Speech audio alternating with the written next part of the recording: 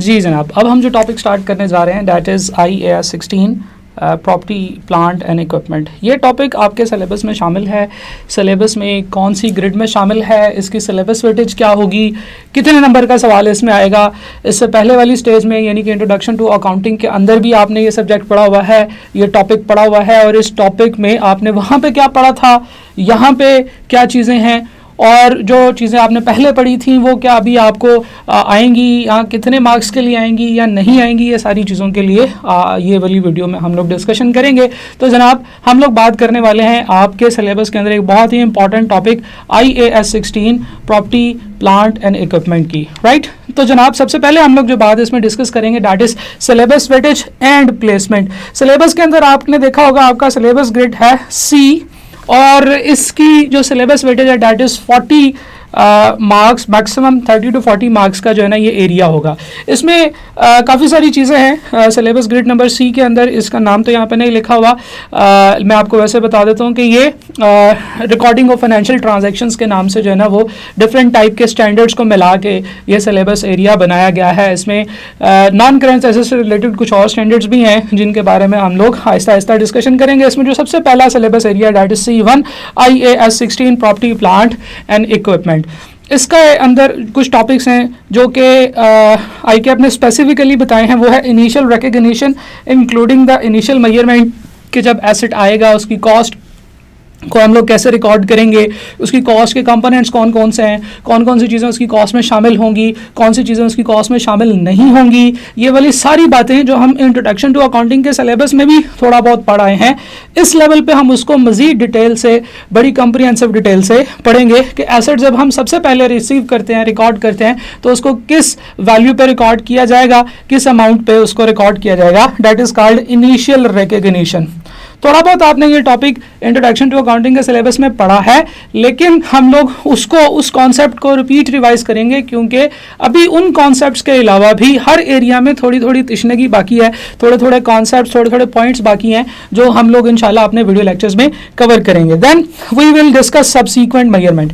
Subsequent measurement में से भी एक पोर्शन आपने पढ़ लिया हुआ है सब्सीक्वेंट मेजरमेंट का, और सब्सीक्वेंट मेजरमेंट के अंदर जो सबसे इंपॉर्टेंट चीज़ आती है वो आती है जी डेप्रिसिएशन ऑफ द एसेट। कि एसेट की डेप्रिसिएशन आप कैसे रिकॉर्ड करेंगे। हम लोगों ने डेप्रिसिएशन की कैलकुलेशन के मेथड्स वगैरह इंट्रोडक्शन टू अकाउंटिंग के सिलेबस में सीखे हैं। यहाँ पे हम उसको मज़ीद प्योरीफाई करेंगे, उसमें मज़ीद चीज़ें ऐड करेंगे, और उसके बाद एक और सब्सीक्वेंट मेजरमेंट का बड़ा ही इंपॉर्टेंट जो मेथड है दैट इज़ रीवैल्यूएशन मॉडल। हम रीवैल्यूएशन मॉडल के ऊपर भी डिस्कशन करेंगे क्योंकि वो भी आपके सिलेबस में शामिल है। Then disposals and measurements. Asset को डी रिकग्नाइज आप जब करते हैं, डी रिकग्निशन को, यानी कि आपकी बुक्स में से वो एसेट जब निकल जाता है, तो जब आप उसे निकाल रहे होते हैं तो वो कौन कौन से सर्कमस्टांसेस हैं, वो कौन कौन से सिनेरियोज हैं, वो कौन कौन सी सिचुएशंस हैं जिनमें कि आप एक एसेट को अपनी बुक से डिस्पोज ऑफ करते हैं, अपनी बुक्स में से निकाल देते हैं, और उसकी अकाउंटिंग क्या होगी,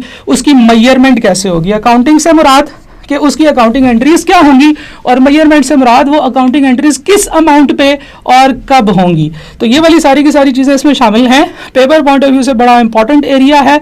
इसमें से एक बड़ा सवाल ICAP बना के दे सकता है। ICAP ने दो चीज़ें दी हैं इन चीज़ों को, इस हर सिलेबस एरिया को एक्सप्लेन करने के लिए। Number 1 is proficiency level and number 2 is testing level.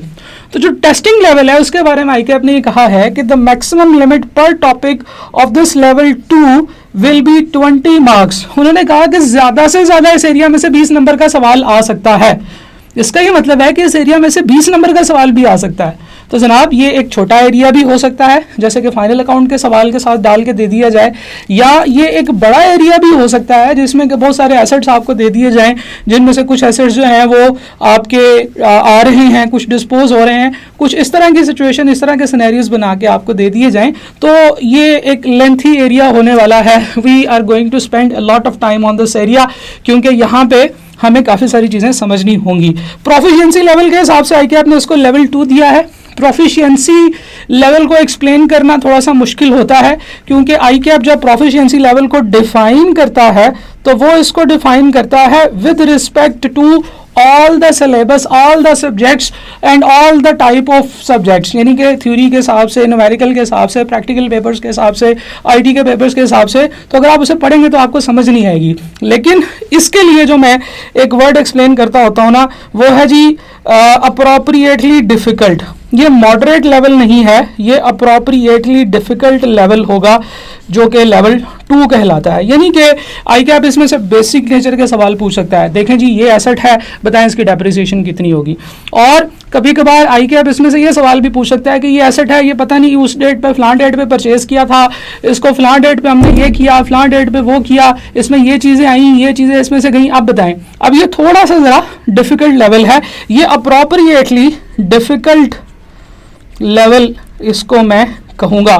तो जनाब इस टॉपिक को शुरू करते हैं। आपने बिल्कुल भी परेशान नहीं होना, आपने घबराना नहीं है, आपने बस मेरे साथ साथ वीडियो लेक्चर्स करते चले जाना है। हर वीडियो लेक्चर में एक टॉपिक डिस्कस होगा, उसके साथ कुछ प्रैक्टिस क्वेश्चंस आप लोगों को मैं दे दूंगा और आप उन प्रैक्टिस क्वेश्चंस को परफॉर्म करते चले जाएंगे। तो slowly and gradually we will cover this area with enough detail, with enough description, और इसको बड़े अच्छे कॉम्प्रिहेंसिव तरीके से इसको कवर करेंगे ताकि ये पेपर आपका पास हो सके। तो अगली वीडियो से हम लोग ये टॉपिक शुरू करते हैं। Thank you.